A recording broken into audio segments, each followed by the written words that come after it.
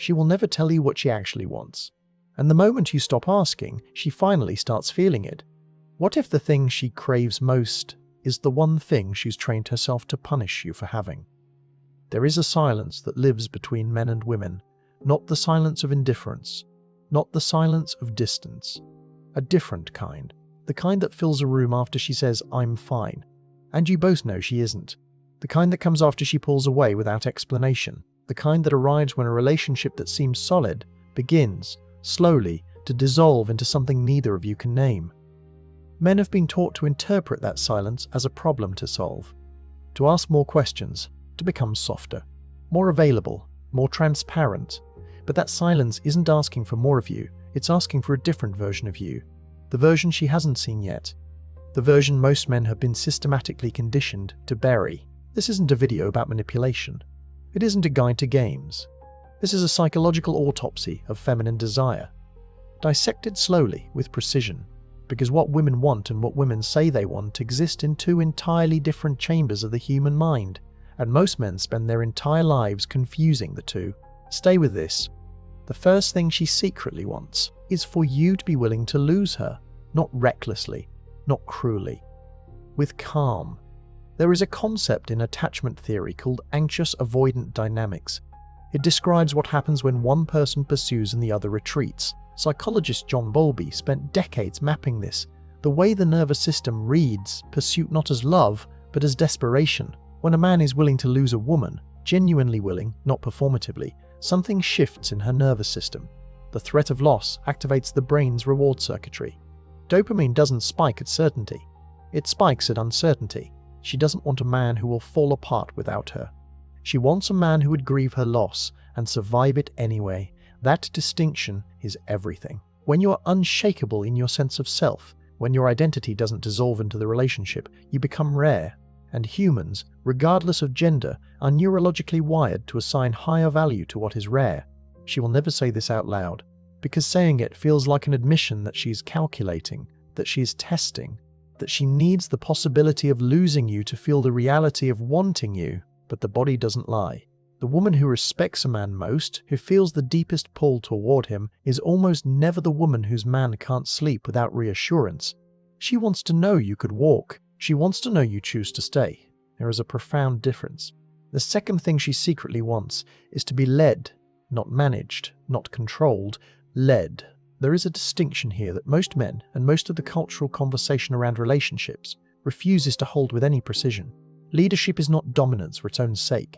Leadership is not the suppression of her will. Leadership, in this context, is the masculine act of taking responsibility for the direction of a moment and moving through it without waiting for permission. The man who says, "I don't know wherever you want to go," every single time is not being kind. He is transferring the cognitive and emotional weight of decision-making onto a woman who is already carrying enormous amounts of invisible labor, and she will smile and choose the restaurant. And somewhere beneath that smile, something deflates. Psychologist David Buss, whose evolutionary research on mate preference spans over 37 cultures, found one of the most consistent female desires across all of them. A man who takes initiative. Not a man who takes initiative. Not a man who acts. A man who acts. She wants to feel your certainty. She wants to step into a space you've already prepared, energetically, logistically, emotionally. She wants to feel that when life becomes turbulent, there is a hand at the wheel. When you decide, when you move with quiet authority and you own your direction, she doesn't experience that as control. She experiences it as safety. And she will never tell you that, because in the light of conscious conversation, leadership sounds like something from a different century. Something to resist, something to critique. But in the dark, in the quiet, in the private interior of her nervous system, she is waiting for a man who moves first. The third thing she secretly wants is for you to stop explaining yourself.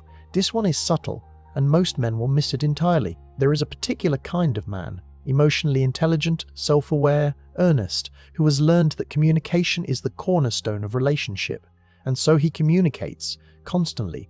He explains his feelings, he qualifies his statements, he over-clarifies his intentions. He fills every silence with words, because silence feels like abandonment, and words feel like proof. What he doesn't understand is this. The more you explain yourself to her, the less mysterious you become, and mystery is not a game. Mystery is the gap between what she knows and what she wants to know, is the engine of her interest. Psychiatrist Carl Jung wrote extensively about the animus, the masculine archetype women carry within their own psyche. The version of the masculine that activates deepest feeling is not the man who is fully legible. It is the man who has depth she cannot entirely reach. The man who says, "I don't think I need to explain that," calmly, without defensiveness, creates more gravity than 10 carefully constructed emotional speeches. When you stop justifying every action, when you stop auditing yourself in real time for her approval, you stop being a man she can predict. And a man she can't entirely predict is a man who holds her attention. She will ask you why you went quiet. She will ask you what you're thinking. She will tell her friends you're emotionally unavailable. And underneath all of that, underneath the language she has for what she wants you to be, she is more drawn to you now than she has been in months. The silence isn't absence. The silence is presence, consolidated, unhurried, waiting. The fourth thing she secretly wants is for you to be able to hold her darkness without flinching. Women, across their lives, carry enormous emotional complexity, grief, anger, shame, fear, anger, shame, fear, the particular weight of being seen and unseen simultaneously. And when that darkness surfaces, when she becomes irrational or cold or cutting, most men do one of two things. They either collapse under it or they leave. She has watched both happen. What she has rarely seen, what she has rarely experienced, is a man who stays present in the storm without being destroyed by it. This is not the same as tolerating abuse. This is something more precise.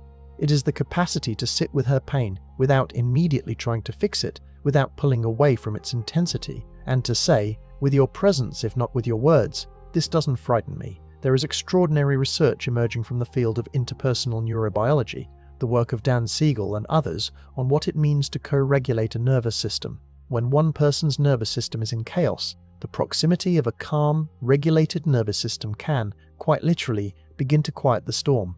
Not through words, through presence. She doesn't need you to have answers for her darkness. She needs to feel that it doesn't make you run. Because every man before you, when her real self surfaced, the difficult, unpolished, sometimes ferocious version, eventually found a reason to retreat, and so she learned to hide it, or weaponize it to test you before you could disappoint her. What she wants, what she has never had words for, is a man made of something that doesn't buckle, not because he is numb, but because he has descended into his own darkness and returned. A man who has done that kind of interior work becomes unshakable in a way that cannot be performed. She can feel the difference. She always could. The fifth thing she secretly wants is for your anger to be real. This will be the most misunderstood thing in this entire video. Stay with it. There is a version of the domesticated male that culture has spent the last 2 decades constructing.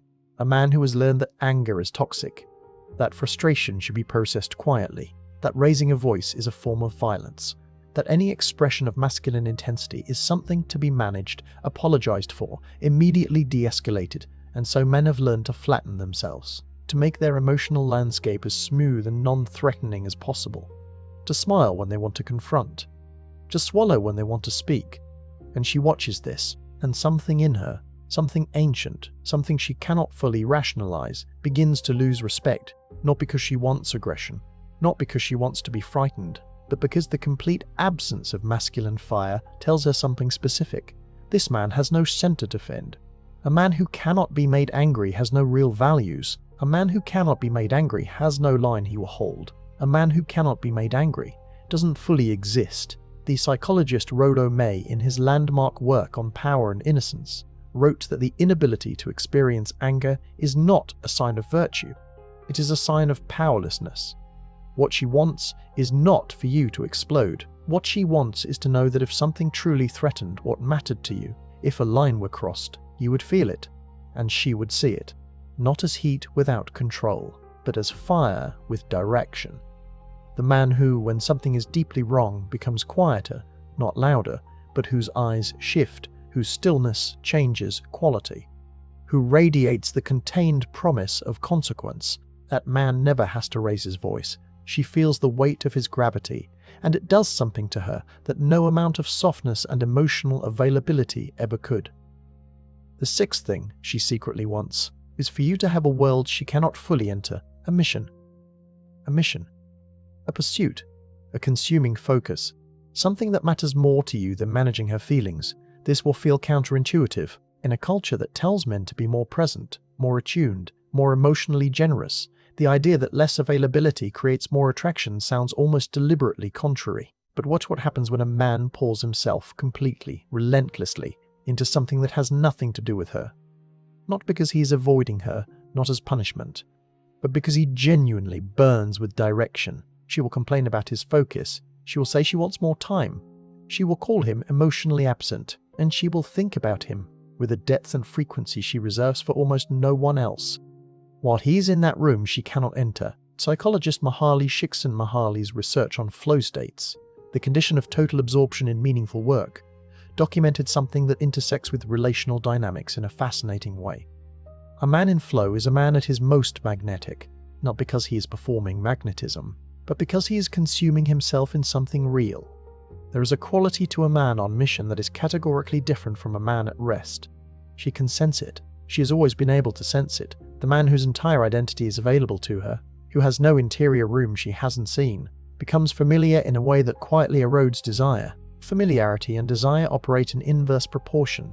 This is not cynical, it is neurological. What she wants, what she will never say, because saying it sounds like she wants to be neglected, is a man whose wholeness does not depend on her participation. A man who loves her, and yet would remain entirely himself if she disappeared.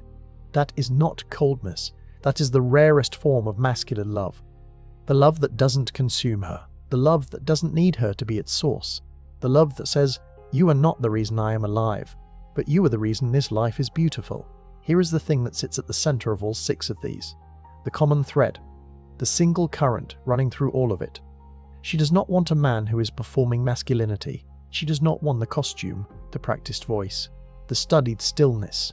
She wants a man who has gone somewhere internal, somewhere dark, somewhere difficult, somewhere that cost him something, and returned from it with a self that was forged, not assembled. The behaviors we have dissected in this video are not tactics. They are symptoms. Symptoms of a man who has done a particular kind of work, the work that most men avoid, the work that begins not with her, not with women, but with himself. His anger examined, his fear held, his mission chosen, his silence inhabited, his darkness descended into and survived. This is the man she is describing when she cannot find words.